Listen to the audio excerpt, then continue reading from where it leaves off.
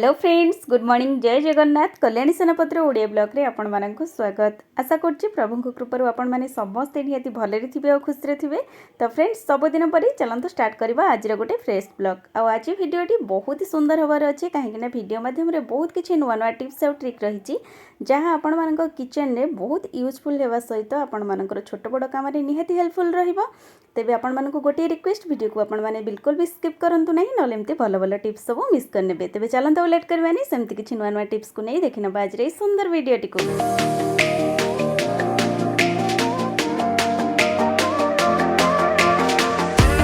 Video start करिया पूर्व प्रथम आपण मानक से गोटे रिक्वेस्ट, जदि भी कहीं आज आपण मानक भितर चैनल नुआ अच्छी प्रथम पाखरे थिबा बेल आइकन को प्रेस करी चैनल को सब्सक्राइब कर नियंतु, ताकि मोर वीडियो प्रथम नोटिफिकेशन आपण मानक पाखरे पहुंचबो। आपण मानकर ए टिके टिके सपोर्ट मते आगो को जीवा को निहाती मोटिवेट करिवो बा मो पई आशीर्वाद भली निहाती काम दबो। तेबे ओ लेट करबानी, चलंतु जानि नबा हमर प्रथम टिप्स टी आज कोन अछि। माने भूसंग पत्र हेउ किंबा धनिया पत्र आमे माने खरा दिने जेबे भी फ्रिज रे स्टोर करि थाउ, तो आपण माने देखिथिबे फ्रिज रे झाळेकरी नष्ट हो जाए, किंबा जदि बाहर किछि समय एमती रखि दउचे गरम हवा जोगो बा एमती पत्रटी हमर जल्दी सुखी जाए, जहा फल कि से पत्र को जेकोसी रेसिपी आमे यूज कले तार टेस्ट कमी जाए। तो सेथिपई आज आपण मानक गोटे सुंदर टिप्स कहूची, जदि एमती किछि भूसरंग पत्र हेउ किंबा धनिया पत्र आपण मानकर सुखी जाइछि आ आपण माने फोपाड़ीबा पूर्वरु तार निहाती भाबे एई भली टिप्स रे यूज करि नियंतु, देखिबे पत्रटी एकदम फ्रेश हो जिवो। से पत्र उपरे आपण माने अल्प किछि मात्रा रे आइस को एमती पकई नियंतु आ 5 ରୁ 10 मिनिट पई ताकू छाडी दियंतु। देखिबे से झाउली जाइथिबा पत्र बा सुखी जाइथिबा पत्रटी एकदम फ्रेश हो जिवो। आपण माने याकू जेकोसी रेसिपी रे बहुत सुंदर भाबरे यूज करि परिबे। भूसरंग पत्र नहे, जदि एही परि भाबे आपण माने पुदीना किबा धनिया पत्र को लॉन्ग टाइम पर्यंत रखि मध्ये यूज करिबा पई चाहुचंती, तो आमे माने साधारणतः एको पॉलिथिन रे एमती स्टोर करी फ्रिज रे रखि देइ थाउ, जहा फल रे पॉलिथिन टी फ्रिज रे रहिले मध्ये झाळेकरी एमती पत्रटी पचि जाए बा पानी धरिबा जोगु जल्दी एमती नष्ट हो जाए। तो सेमती आपण माने बिल्कुल भी करंतु नहीं। जेकोसी प्लास्टिक बा काच कंटेनर रे चेष्टा करंतु पत्र गुडी को स्टोर करिया पई। आ स्टोर करिया पूर्वरु से कंटेनर भितरे गोटे टिश्यू आपण माने एमती पकई नियंतु, ता ऊपरे पत्र को दे ऊपरे आ गोटे टिश्यू को एमती ऐड कर नियंतु। एमिति करबा द्वारा जेबे भी हमर कंटेनर टी झाळेइबो टिश्यू टी ओदा हे जिवो, पत्र एकदम ड्राई रहिबो, जहा फल रे कि आमे माने ए पत्रटी को लॉन्ग टाइम पर्यंत यूज करि परिबा। आशा करछि छोट टिप्स टी निहाती सब गृहिणी मानक पई यूजफुल रहिबो। एबे चलंतु जानिबा हमर नेक्स्ट टिप्स कोन अछि। तो माने मलई चा हेउ बा कॉफी किंबा दही स्पेशल एबे जेहेतु खरा दिन चलछि, दही तो समस्तंकर पसंद खाइबा पई, किंतु बेले बेले आमे माने रेस्टोरेंट रो आनिथिबा कॉफी चा किंबा दही बहुत टेस्ट लागिथिबा सहित आमे माने घरे जिते परफेक्ट भाबरे बनैले मध्ये ता टेस्टलेस लागिथाय बा बेले बेले से जिंस खाइबा पई हमको बिल्कुल भी पसंद लागे नहीं। तो आज आपण मानक गोटे छोट टिप्स कहबी, जहाँ माध्यम आपण माने रेस्टोरेंट स्टाइल रे चा कॉफी किंबा दही को एमती बनै परिबे आ तार टेस्ट मध्ये बहुत जबरदस्त रहिबो। तो प्रथम आमे माने जेबे भी क्षीर को बॉयल करूचे, से बॉयल क्षीर रे आमे माने गोटे माटी दीप बा माटी ढांकुणी को भल से क्लीन करी क्षीर रे किछि समय फुटिबा पई छाडी देबा। ती कम रे 10 ରୁ 15 मिनिट पर्यंत आमे माने ए प्रोसेस को ट्राई करिबा बा दीपटी बा माटी रो जेकोसी ढांकुणी आपण माने मध्ये एठी ऐड करि परिबे क्षीर सहित। ताको भल भाबे प्रथमे क्लीन करिवार आवश्यकता रहिछि। एबे 10 ରୁ 15 मिनिट आमे ए क्षीर सहित फुटै सारिबा परे देखिबे क्षीर रो टेक्सचर एकदम बदली जाइछि बा क्षीरटी एकदम एमती क्रीमी क्रीमी हो जाइछि। आपण माने ए क्षीर रे आपण माने चा कॉफी किंबा दही जमेबा पई मध्ये यूज करि परिबे। देखिबा आर टेस्ट एकदम द्विगुणित हो जिवो, एकदम रेस्टोरेंट स्टाइल रे। तो आपण माने ए चा थरे बनै पी सारिबा परे नॉर्मल चा पीबा भूली जिवे। आशा करछि ए टिप्स मध्ये आपण मानकर निहाती यूजफुल रहिबो। एबे चलंतु जानिबा आ गोटे सुंदर टिप्स। संग माने ए टिप्स टी खरा दिन पई बहुत यूजफुल रहिबो। तो साधारणतः आमे माने जेबे भी खरा रे किछि बाहर को जाय थाउ, आसला परे आपण माने देखिथिबे हमर कपड़ा रे थिबा स्किन टी गोटे कलर होइथिबा बेले एमती बाहर स्किन टी एमती खरा रे सिजी गला टाइप रे देखा जाय बा एमती कळा पड़ी जाय। तो जहा कि आम स्किन रो कलर सहित मिसमैच होता है। तो से आज आपण माने गोटे सुंदर टिप्स कहूची, जदि आपण सहित ये प्रोब्लेम घटुए निहाती भावे आपण माने थरुटी टिप्स को फॉलो करंतु। तो से आमको आवश्यकता रही गोटे स्पून पाखापाखि किसी कंचा क्षीर आ क्षीरटी ठंडा थिबा समय ही आमको अप्लाई करिवार अछि आ ता सहित आम ऐड करबा कोलगेट पेस्ट। तो ये देखो अल्प मात्रा मुझे पेस्ट नहीं, ये दुईटा जाक को प्रथम आम को भल भाव एमती मिसई दबार अच्छी। दुईटा जाक परफेक्ट भाव में मिसी जावा परे गोटे कॉटन साहाय्य आम मैंने स्किन उपर अप्लाई करवा।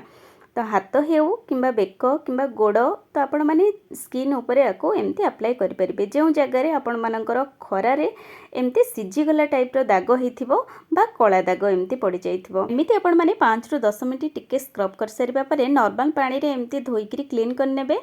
तापरे देखिबे से सब दाग आपण मानकर गोटे चुटकी रे एमती रिमूव हो जाइछि। तो आपण माने निहाती भाबे सप्ताह रे गोटे बा दुई थर ए टिप्स को फॉलो करंतु, आपण मानको स्किन उपरे किछि भी दाग एमती रहिबो नाही।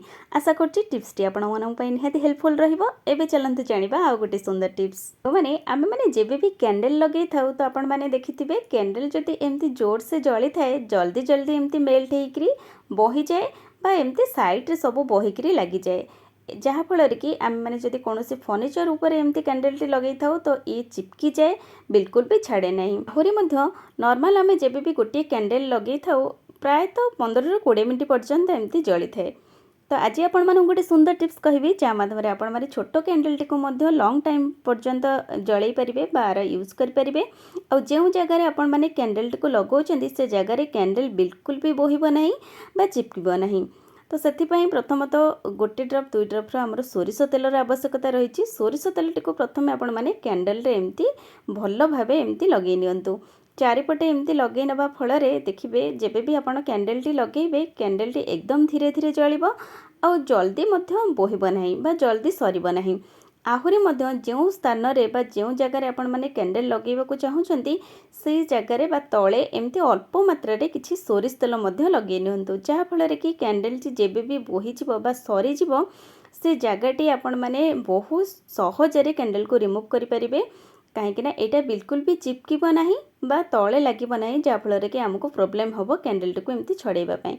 तो ये देखंतु कैंडल आपण मानकर सोरिष तेल लगेबा फल एकदम धीमी धीमी ही जलिबो बा बिल्कुल भी एमती साइड को बोहिब नाही। भी कैंडल टी आपण मानकर जलिला परे सरी जिवो तो सेटा आपण माने जो जगह रे लगेइथिबे बहुत इजी रे सेटा एमती रिमूव हो जिवो बा छाड़ी जिवो। तो आपण माननको बिल्कुल भी कष्ट करबा को पड़िबो नाही।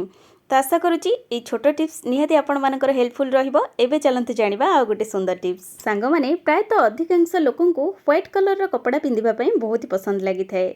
तो जदि आमे माने कोनोसी पार्टी फंक्शन को जाउचे आ किछि खाइबार दाग बा तेल चिकटार दाग एमती आम ड्रेस उपरे बा कपड़ा उपरे एमती लागि जाउची, तेबे से सब दाग को रिमूव करबा पई हमको बहुत प्रॉब्लम होइथाय। किंतु आज आपण माने गोटे सुंदर टिप्स कहबी जा माध्यम रे आपण माने जेते अधिक रो अधिक दाग हेइथाउ ना काहेकि ताको बहुत सहजरे रिमूव करि परिबे। तो जेकोसी सार्ट उपरे जदि एमती किछि खाइबा जिनिस पड़ी जाउची बा एमती किछि ऑयली रो दाग रही जाउची तो प्रथमे से जगह रे अल्प किछि मात्रा रे बेकिंग सोडा को पकई नियंतु। आ बेकिंग सोडा ड्राए थिबा अवस्था रे आपण माने ता उपरे एमती किछि लेंबू रस को ऐड करंतु। देखिबे ए सॉल्यूशन टी आपण मानक सार्ट उपरे एकदम बढ़िया से काम करिवो। एते अधिक रु अधिक तेल मसला रो दाग हेउथाउ ना काहेकि ताको बहुत सहज रे ए सॉल्यूशन टी रिमूव करिवो। एबे हमें ता सहित ऐड करिबा गोटे ड्रप पाखापाखि विम लिक्विड आको आम हल्का भाव में एमती 5 रु 10 मिनट पर किसी समय रब करनबा। देखिए हेतु ये आम लेंबू ऐड करें, लेंबू आमर जहाँ भी किसी मसला बा तेलर दाग थिबो सबको रिमूव करनब आ विम लिक्विड आमर एठी क्लीन करिवो। जमी आम बेकिंग सोडा यूज करेचे जहाँ भी किसी दाग थी से सब दाग को बहुत इजी रे एमती रिमूव करनब। एमती आम 5 रु 10 मिनट रफ करनबा तापर याको नॉर्मल पानी रे एमती वॉश करनबा। देखंतु एमती रफ करबा फल रे जहाँ भी किसी आमर खाइबार दाग थिबो धीरे धीरे एमती ऊपर को उठी आसबो, कपड़ाटी एकदम क्लीन हो जिवो।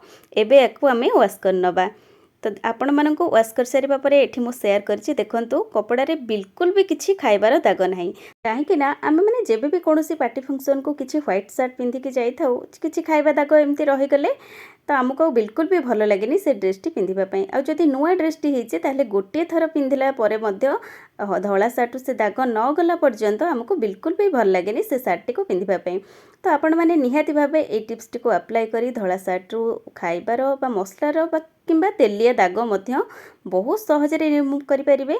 आशा करुच्ची आज छोट छोट टिप्स माध्यम जदि आपण मानक वीडियोटी भल लगी वीडियोटी को लाइक शेयर सहित गोटे भल कमेंट दिंतु। चैनल नुआ थिले चैनल को सब्सक्राइब करंतु। पुणी देखा किसी नुआ टिप्स सहित नेक्स्ट वीडियो रे। रहुची बाय।